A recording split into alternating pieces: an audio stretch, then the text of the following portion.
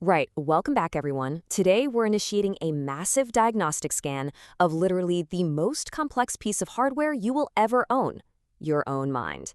This explainer is all about debugging your brain. We're diving deep into the ultimate ancient source code, the Buddhist Abhidhamma, to map out your mental operating system. We're going to figure out exactly why it keeps crashing, lagging, and freezing up on you right before those massive deadlines. So power up, stay focused, and let's get into it. Okay, let's dive into this. Here's our diagnostic dashboard for today. We'll look at your mental operating system, the source code of 72 realities, scanning for mental malware, bugs that crash systems, deep-rooted system viruses, and finally, getting ready for the patch. Section 1. Your mental operating system. Section 2. Source code 72 realities. So think of your human experience as a brilliant, high-performance biological computer. But, to actually fix the glitches in your system, you absolutely have to understand its foundational code. In the Abhidhamma's Compendium of Categories, ancient scholars literally stripped away all the fluff of daily life and boiled our existence down to this exact number, 72. That's it. The texts map our entire perceivable reality, our whole mental and physical existence, down to just 72 ultimate lines of source code. And they did this centuries before silicon chips were even a thought. Now, breaking that down, we get 4 clean categories. We've got 1 for chitta, which is your core consciousness, then 52 cetasikas, these are your mental factors, kind of like the background programs running in your mind. Add to that 18 rupa, representing your material, physical phenomena, and finally 1 nirvana, the ultimate unconditioned reality. Everything you think, feel, and experience, it's built entirely from this precise operational framework. Section 3. Scanning for mental malware. All right, our diagnostic scan is complete, and well, the results definitely require some troubleshooting. We've detected a massive category of corrupted files, but before we isolate the specific malware, we need to understand the root viruses. Every single bug we're about to explore compiles back to just these 3 foundational unwholesome roots: greed, hatred, and delusion, or lobha, dosa, and moha. Think of these as the fundamental corruptions hardwired deep within your BIOS. So let's define our primary bug here, akusala. This is the overarching term for unskillful, immoral code. These are the categories firmly rooted in that greed, hatred, and delusion we just mentioned. And here's why they matter. They corrupt our karmical volitions, meaning they infect our intentions and actions, basically guaranteeing an undesirable output down the line. We're talking intense stress, terrible decisions, or, according to the texts, even rebirth in woeful states of existence. Yikes. The ancient sources actually categorized this malware into 9 different groups. Let's tackle the first 3. We have taints, or asava, which act like intrusive adware intoxicants just constantly flowing into your mind. Then we have floods, or uga, which operate like a massive DDoS attack on your brain. And bonds, or yoga, acting exactly like screen-locking ransomware. Now, what's really fascinating is that all 3 share the exact same 4 triggers. Things like sense desire and ignorance, they're just framed as different types of mental spam.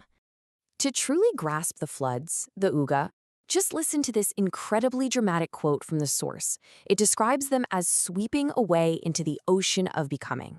Imagine the absolute sheer panic of exam stress totally overwhelming your mental processor to the point where you literally cannot think straight.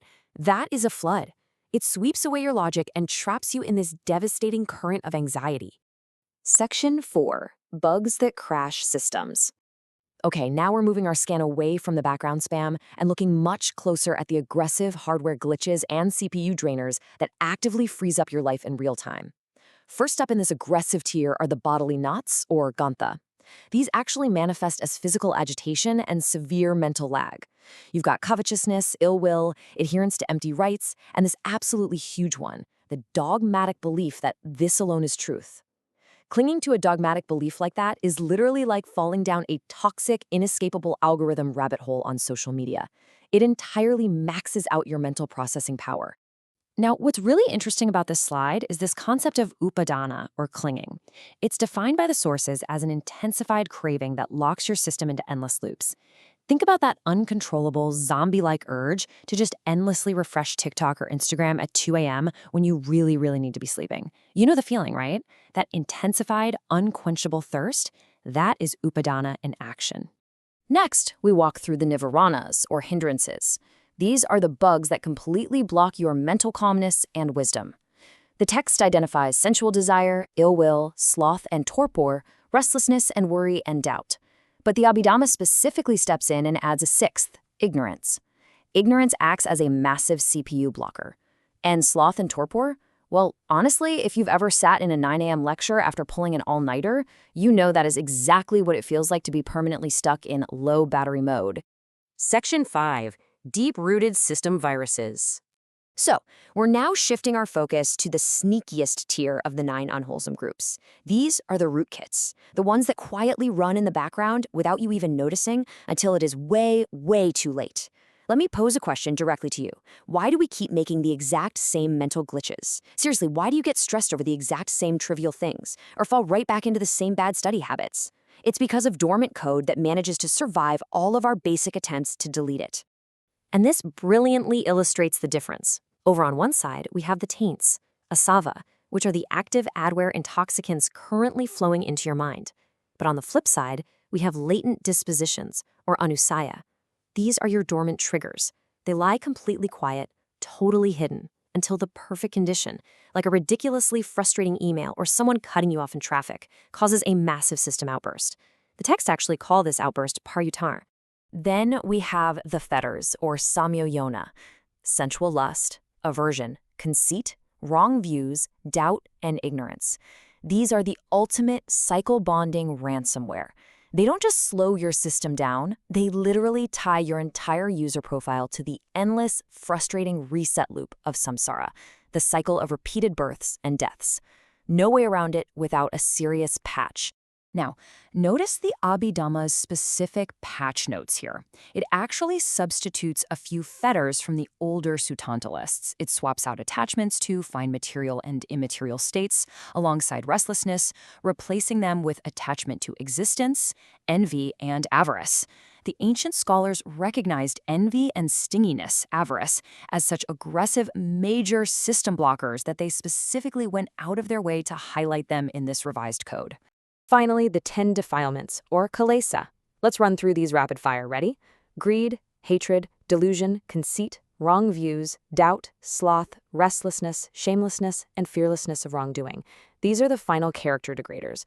If you leave these unchecked, they will completely corrupt your mental processing power, essentially bricking your biological device from the inside out. Section 6. Ready for the patch. That concludes the heavy lifting, folks. Our diagnostic scan is now complete. We've successfully identified the malware, the aggressive bugs, and those silent rootkits.